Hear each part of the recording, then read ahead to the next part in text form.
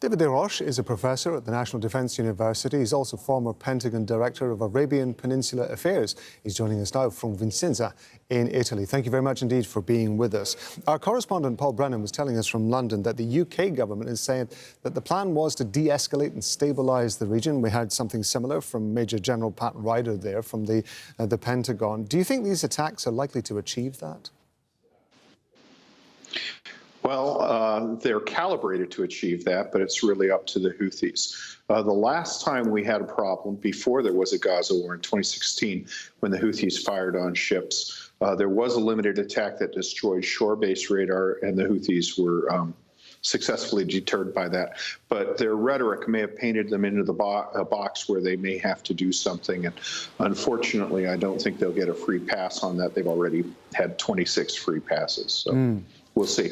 The US and the UK have said that they have received a significant amount of support for this action. But again, Paul was describing to us that President Recep Tayyip Erdogan of Turkey has been very critical of it, as indeed was Oman, which is, of course, an ally of the US and the UK in the region. What do you make of the fact that this has perhaps not received the level of support that the US and the UK and the others involved in this might have hoped for?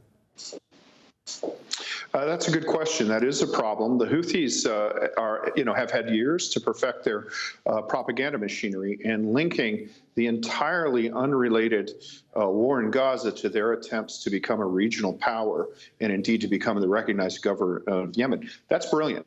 What that means is that regional partners of the United States are unwilling to publicly join into this to the level that the United States and other coalition partners would want. But I'm pretty confident that they are supporting these efforts privately because of its effect on regional stability, and they don't want to see any regional power assert and basically develop the unilateral right to disrupt international shipping whenever they feel they want to. One other power that is interesting in the region, of course, is Saudi Arabia, which has been involved in Yemen for a couple of years when they were fighting the Houthi rebels there. What do you make of the fact that we haven't really heard a great deal from Saudi Arabia about the whole situation that we've seen, certainly around the Bab el-Mandab Strait?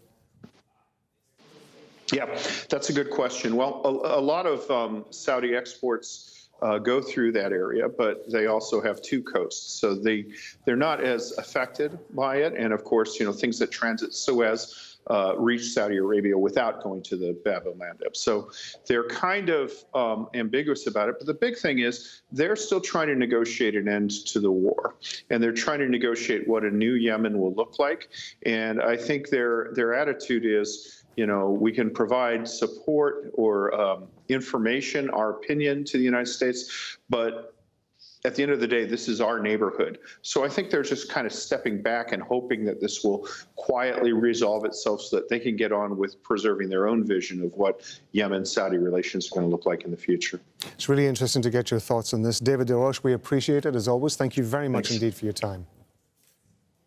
Thanks, Rob. It's an honor.